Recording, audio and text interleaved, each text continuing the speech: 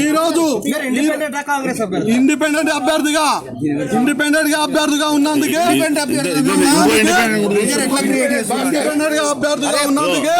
వాస్తవాలు చెప్తాం మీ ఛానల్ ద్వారా ప్రజలకు. జనగామలో ప్రజలు ఇచ్చిన తీర్పు ప్రకారం 30 కౌన్సిలర్లు ఉన్నారు. 30 కౌన్సిలర్ల వల్ల 13 కాంగ్రెస్ పార్టీ కూటమి సిపిఎం పార్టీ కలిసి 13 సభ్యులు గెలిచినాము. టీఆర్ఎస్ పార్టీ 13 గెలిచింది. మధ్యలో పాండు ఎవరైతే మీతో మాట్లాడి ఆయన ప్రాణభయం ఉందన్న పాండు కూడా ఇండిపెండెంట్ గా గెలిచిండు.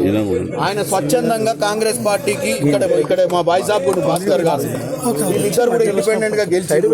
ఆయన ఒక 2 ఇండిపెండెంట్లను ఆయన దగ్గర ఉన్నారు, ఎమ్మెల్యే గారి దగ్గర. మా దగ్గర ఒక 2 ఇండిపెండెంట్ ఎమ్మెల్యేలను భయపెట్టించి డబ్బులు తీసుకోనందుకు ప్రాంతాలకు గురి చేస్తుండు. పాండుగా రాగండి వినండి. ఇక్కడ ఉన్న భాస్కర్ గారు ఉన్నారు. ఇప్పుడు ఏమైంది? 15 అయింది. బీఆర్ఎస్ పార్టీకి 15, మాకు 15. తర్వాత ఎక్స్ అఫీషియోగా పార్లమెంట్ సభ్యులుగా నేను, పార్లమెంట్ సభ్యులు ఎమ్మెల్యేగా పల్లా రాజేశ్వర రెడ్డి గారు, అంటే 16 అయినాయి.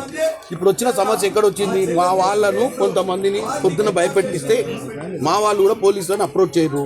వాళ్ళ ఓన్ కోటరీలో ఉన్నటువంటి మహిళ వాళ్ళ కుటుంబ సభ్యులు పోయి ఆమె కిడ్నాప్ అయినట్టు ఇచ్చిరా. అసలు వాళ్ళ కుటుంబ సభ్యులా కాదా నేను చెప్తలేను.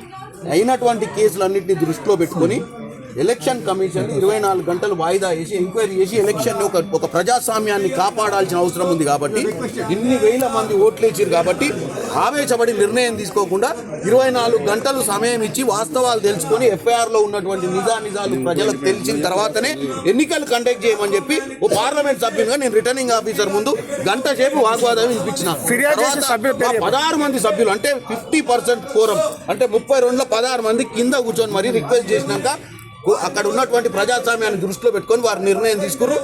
వారిని నేను కృతజ్ఞతలు తెలియజేస్తున్నా. ఎందుకంటే ఒక అధికారి ఈ రోజు ప్రజాస్వామ్యాన్ని కాపాడడానికి ప్రయత్నం చేసిండు. అలాగే ఎంక్వైరీ కూడా ఏమంటున్నా, ఎవరికి అన్యాయం జరగొద్దు, న్యాయం ఎదుట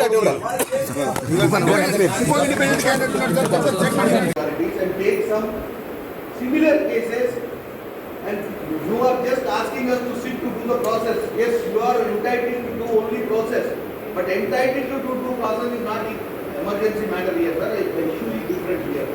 You have to take a briefing with the police also, take the concerns and take an appropriate decision, sir. I am saying, ఇంటికనే ఏం జరగలేదు, బయట అంత బాగానే ఉంది, నడిపించేయండి అంటే నడవడానికి వీల్లేదు సార్ ఇది. ఎందుకంటే వాస్తవాలు తెచ్చుకోండి, ఆ వాస్తవాలలో వాళ్ళనే విధమైన ఎలక్షన్ ప్రాసెస్ చేయండి, కానీ 24 గంటల సమయం ఇచ్చి చేయండి. మేము వద్దలేము. ప్రజాస్వామ్యంలో వాళ్ళు గెలిచిరు, వీళ్ళు గెలిచిరు. ఇక్కడ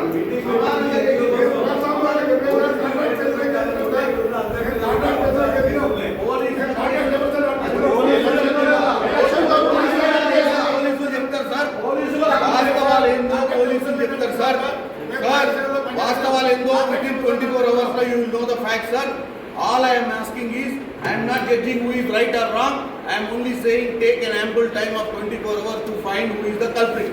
నేను అనేది ఎవరిని దోషులంటే ఎవరు కరెక్ట్ ఎవరు రాంగ్ అనేది నిర్ధారించాల్సిన అవసరం ఉంది. ఎందుకంటే కొన్ని వేల మంది ఓట్లేసి ప్రజల్ని ఇక్కడ గెలిపించిన వీళ్ళను